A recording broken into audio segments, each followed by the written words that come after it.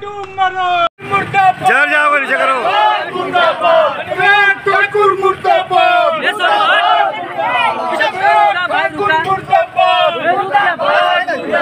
अनुराग ठाकुर मुर्दाबाद, अनुराग ठाकुर होश में आओ, अनुराग ठाकुर शर्म करो, अनुराग ठाकुर। राहुल तुम संघर्ष करो, हम तुम्हारे साथ हैं। राहुल तुम संघर्ष करो, हम तुम्हारे साथ हैं। हजारा तुम संघर्ष करो, हम तुम्हारे साथ हैं। ठाकुर मुर्दाबाद, मुर्दाबाद, मुर्दाबाद, ठाकुर मुर्दाबाद, मुर्दाबाद, मुर्दाबाद। नजम शमीम, अध्यक्ष शहर कांग्रेस कमेटी आजम। आज किसका पुतला फूके आप लोग? आज हम लोगों ने जिला और शहर कांग्रेस कमेटी के संयुक्त तत्वाधान में प्रदेश व्यापी कॉल थी।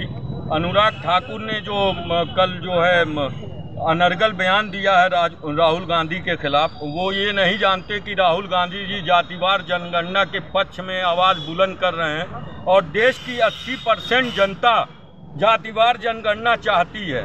और वो राहुल जी की जात पूछ रहे हैं, जिसके खानदान का एक एक व्यक्ति, जिसका पर्सनल खुद पिताजी शहीद हुए देश के नाम पे, दादी शहीद हुई आज़ादी से पहले, आज स्वतंत्रता आंदोलन में उनका परिवार का एक एक आदमी जेल गया है, उसकी जाति वो पूछ रहे हैं। वो देश की संपत्ति हैं, वो सर्व समाज के नेता हैं, वो किसी एक जाति को लेकर चलने वाले शख्स नहीं है। राहुल गांधी देश की 130 करोड़ आबादी का नेतृत्व करते हैं। वो हर जाति, हर धर्म, हर समुदाय के हैं। भाजपा के अध्यक्ष श्री जेपी नड्डा जी को माफ़ी मांगना चाहिए और भाजपा का चाल चरित्र और चेहरा, उनका जो समर्थन अनुराग ठाकुर का किया जा रहा है जातिवार जनगणना के खिलाफ भाजपा जो कर रही है, उनका चाल चरित्र और चेहरा देश के सामने देखा जा रहा है।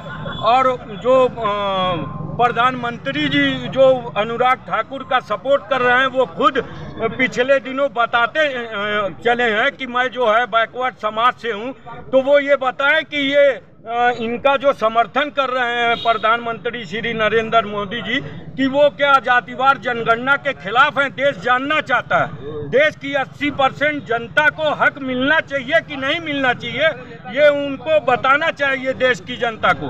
इसमें बीजेपी पूरी तरह बेनकाब हुई है और अनुराग ठाकुर के बयान को की जितनी भी निंदा की जाए, भर्त्सना की जाए, वो कम है।